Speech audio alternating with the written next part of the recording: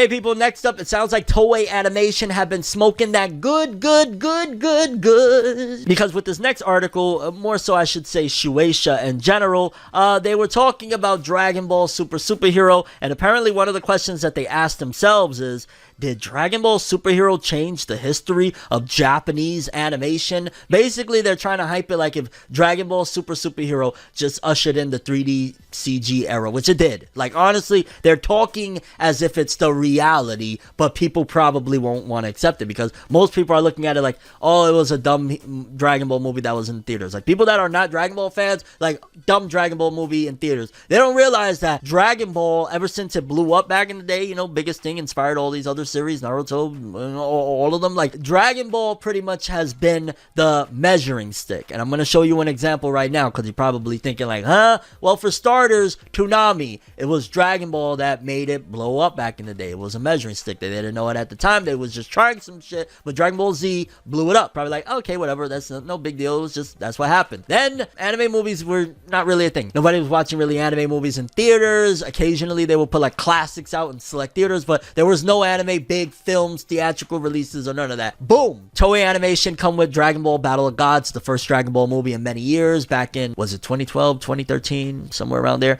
and that becomes a massive thing. Little by little ushers into the fact of then you're getting a few years later Your Name in theaters, you're getting Naruto movies in theaters, you're getting One Piece movies in theaters, you're getting movies in theaters that Jujutsu Kaisen, a brand new shonen that is blowing up and it's already in theaters. Like, Dragon Ball Battle of Gods ushered in the anime movie wave. I know probably a lot of people are not wanting to give it credit, but it's the truth. Dragon Ball Battle of Gods is the measuring stick of, okay, well, if we could do this with this one, we could build it up and eventually the other ones are going to do great and we got mad money here in movies. And it seems as though Dragon Ball Superhero being one of the biggest, I want to say that might be the biggest shonen battle 3D CG film ever made. So I'll throw in the argument that they're right on that, and I'll even throw in the argument that in general, when it all comes down to it, they're also right that Dragon Ball Superhero did change things, but the perspective and perception from most anime fans is, that was a dumb Dragon Ball 3D movie in the theaters. We didn't even watch it. Like, that's a lot of people saying that. Not me, mind you. I got a review giving it praise, but yeah. But let's read what Shueisha and them got to say. They asked, did the Dragon Ball Superhero change the history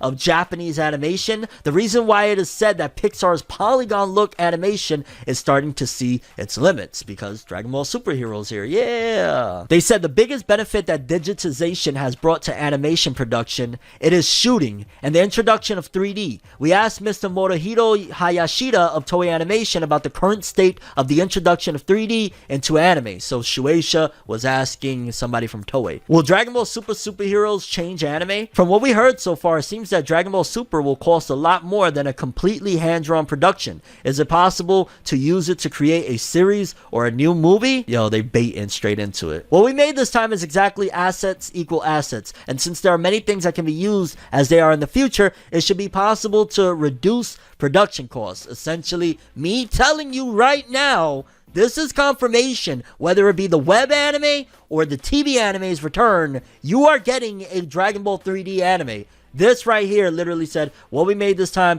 is exactly assets equal assets. And there's many things that can be used in the future. It should be possible to reduce production costs. So we might either get another movie of 3D CG. Again, they created assets. We might get another movie. We might get the web anime, or we might get the new anime. I'm going to say best case scenario, the web anime is where they put these assets to good use. The web anime will be something where, you know, take it or leave it. You could enjoy it. You could jump into it. Whatever it is, you can just ignore it. Let's get the TV anime to continue on, the 2D like the been doing, and the movies, let's break away from 3D and web anime. There you go. I'm really hoping that's the case anyway. Can the 3D model of the character you created be used as a figure? It's partly because we didn't make it in time this time, but I think it's possible in the future. It takes a long time to make a mold for a figure, so if you can use the model data to handle it, I think you can get a big advantage. By the way, all of the materials used in making Dragon Ball Superhero related products are based on model data rather than hand-drawn drawings. Is there an increase in the number of 3D staff within Toei Animation? Over the last 10 years, the number of staff has increased tremendously, and it has become one of the largest in Japan. There are people who originally made games, and recently there are people who have just graduated from vocational school. In the world of 3D, there are super players who say only that person can make this, and there is a scramble for them, not only in Japan, but also with studios all over the world. It seems that the demand for 3D and its creators will increase further in the future. Toei Animation is one of the longest established 2D animation companies, but you still feel that 3D has great potential.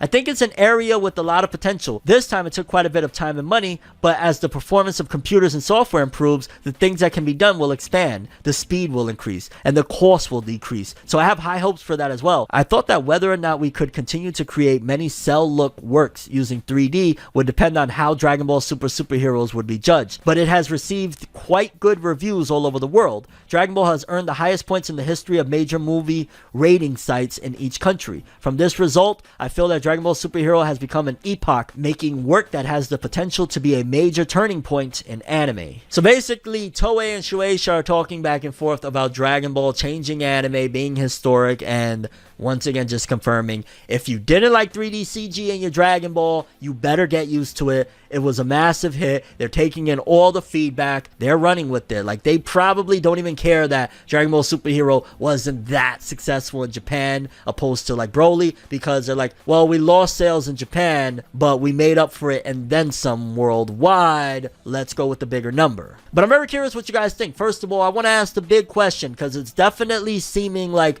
we haven't seen the last of 3D Dragon Ball. Where do you want that 3D to be put into? Where do they put this to good use? Do they do it with another movie? Are you down for another 3D movie? Do they do it with another TV anime, the web anime? Like, where do we go with it? Again, I say web anime. Like, it makes the most sense. Something that is skippable. If you like it, you like it. You don't, you don't. Reuse the assets. Do whatever you want. When you bring that into the TV anime, you're literally wiping out the experience that fans have loved and enjoyed of Dragon Ball Super, and just in general the Dragon Ball anime that has been 2D since its inception. Please keep it for the web anime, but I don't know. It sounds like they put a lot of money into this, so it might be another movie and web anime thing, or dare I say it, the TV anime. Please, God, no. Like, I don't even hate Dragon Ball Superheroes 3D, but I love 2D. Please. Okay, people, before we get started, quickly hit that subscribe button and that bell to get notified. We drop new episodes of FORNEVER News every Saturday, 12 p.m. EST. And throughout the week, we re-upload those segments for your viewing pleasure. I don't want to waste your time. Let's get into the episode, baby. It's been so much so a great ride for Chainsaw Man that apparently, according to latest reports, Chainsaw Man's manga is currently sitting at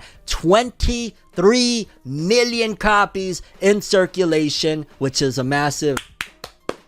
Congrats to Chainsaw Man, Tatsuki Fujimoto. That anime did what it needed to do and then some. But also, we got at the very end a little tease in case you missed it for fans of the manga. Reze was not in the anime per se for the first season, except for the last few moments of the last episode. They teased the Japanese voice actress for Reze, Reina Ueda, voicing Reze in Chainsaw Man's anime in the finale. And I ain't gonna lie, she's kind of cute too. And in general, dog, I love me some Reze. So if you were a fan of Reze, she's not in season 1 of Chainsaw Man. She'll be in season 2 whenever that comes about, which it'll probably be a bit, to be honest with you. They put so much time and effort into this thing. We got a pretty interesting interview with the creator of Sakamoto Days. Sakamoto Days, it's a manga in Shonen Jump, pretty successful, fairly new. It's about, what, I want to say 50 to 100 chapters in at this particular point, somewhere around that ballpark. But they got an interview with one of the people behind Sakamoto Days. Let's read what's going on, because they talk about the ending of it. Ooh. Yuto Suzuki's special interview summary. Suzuki firstly talks about how they've changed and grown since their first works, using Clip Studio Paint to be precise. Domu by Katsuhiro Otomo was the work that made them become interested